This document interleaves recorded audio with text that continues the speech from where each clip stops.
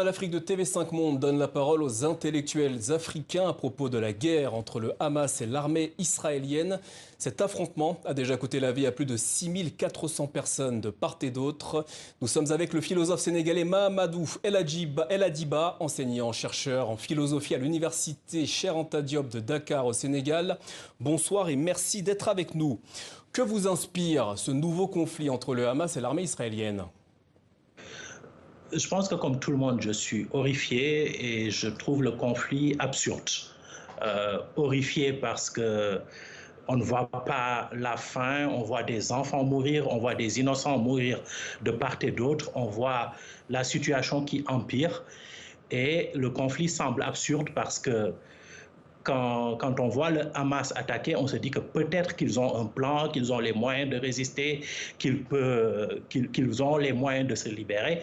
Mais apparemment, ce n'est pas le cas. Donc, c'est juste quelque chose d'absurde où les gens vont mourir de manière bête et sans aucune conséquence positive. Cet affrontement donne lieu à une bataille de mots. Certains qualifient les actes du Hamas de terrorisme ou encore de pogrom et ceux d'Israël de légitime défense. Partagez-vous ces points de vue ?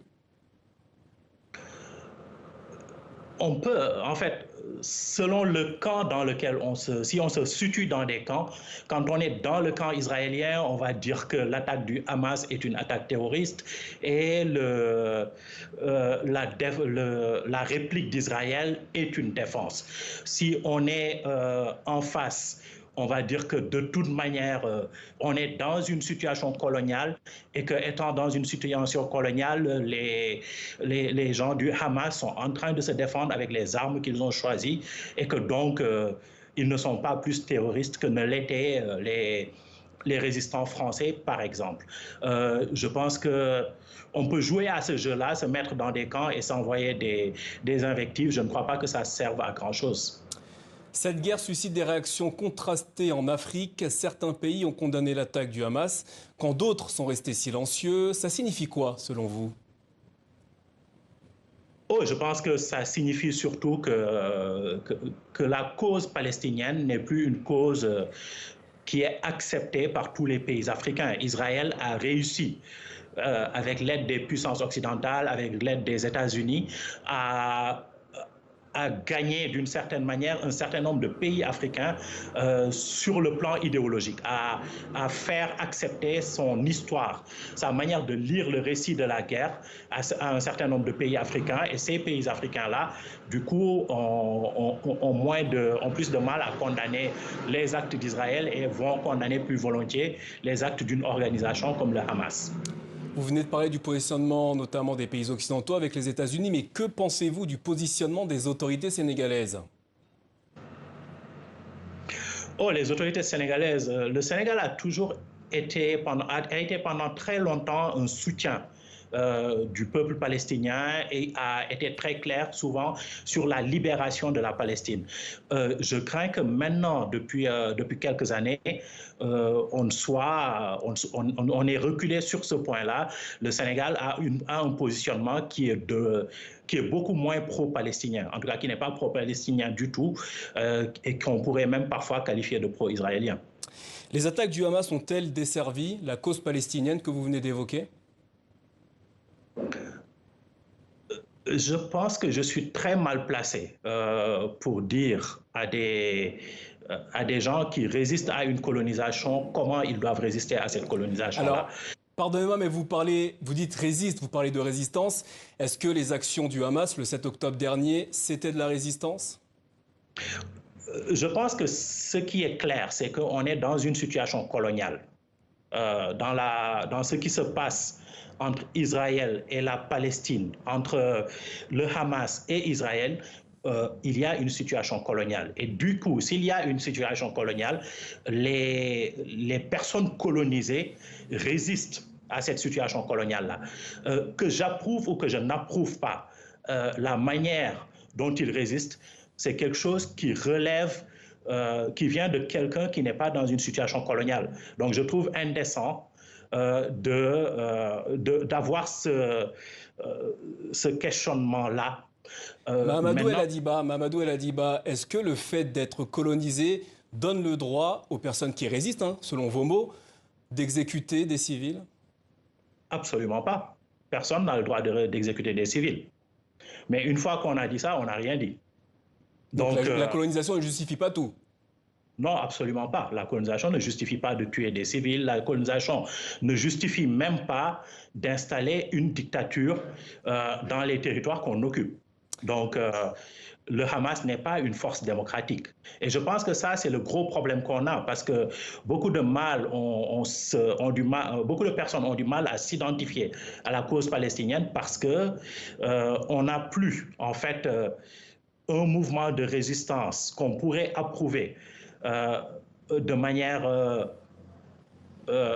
sans embâche face à un peuple colon qu'on pourrait condamner. Si on prend par exemple Israël, c'est vrai que la situation elle-même est une situation coloniale, mais en fait quand on prend l'histoire d'Israël, on comprend les traumatismes qui font qu'on est dans cette situation-là et du coup ça devient beaucoup plus difficile d'avoir une position tranchée.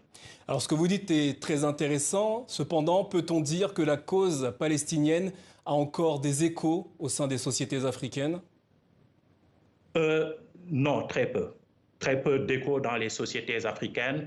Comment expliquez-vous Il y a quelques années, la cause palestinienne provoquait des manifestations, pour ne pas dire des émeutes dans certaines capitales africaines. Pourquoi c'est plus le cas aujourd'hui? Je pense qu'une des causes, c'est une sorte de lassitude d'abord. Cette histoire-là dure depuis très longtemps. Ensuite, il y a le fait qu'il y a, par exemple, une islamisation de la résistance palestinienne avec le Hamas.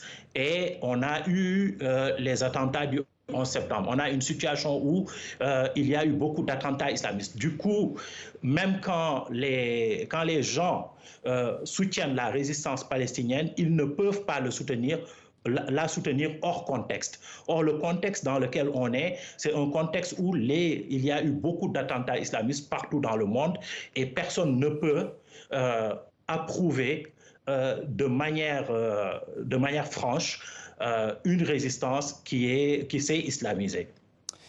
Selon vous, comment sortir de cette spirale de violence?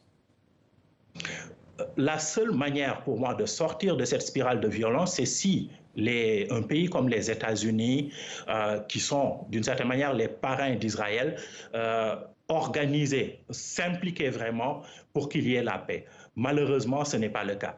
Si les pays arabes aussi s'impliquaient et mettaient la pression sur les États-Unis pour qu'on ait un véritable processus de paix et qu'on essaie de réconcilier les deux camps, là, on pourrait avoir un processus de paix qui donnerait de l'espoir. Malheureusement, ce n'est pas le cas.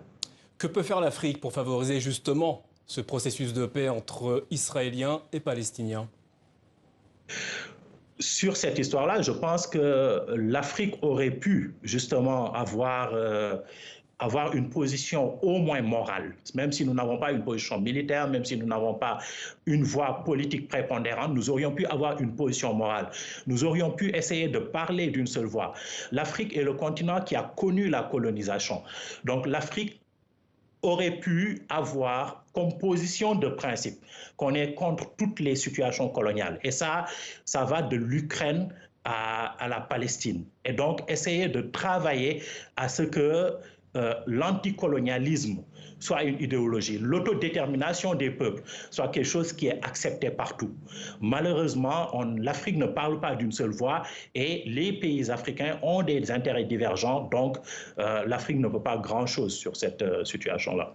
Vous avez fait un parallèle tout à l'heure avec la guerre en Ukraine. On a vu qu'une délégation de chefs d'État africains s'était rendue auprès du président ukrainien pour notamment plaider la paix. Est-ce que les chefs d'État africains devraient se concerter et aller auprès des deux belligérants pour demander un processus de paix ou un cessez-le-feu?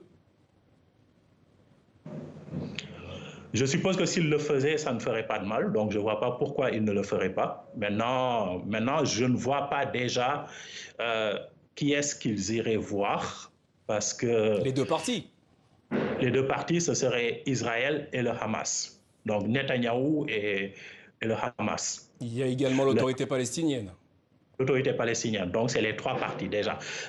Si vous dites le Hamas, il y a beaucoup de pays qui vous disent que le Hamas est une organisation terroriste, n'est pas une organisation politique. Et donc, Quand vous avez cette analyse-là, vous ne pouvez pas après dire que vous allez discuter avec une organisation terroriste. Donc ça, Mahamadou El Hadjiba, merci infiniment d'avoir répondu à nos questions ce soir au sujet du conflit israélo-palestinien.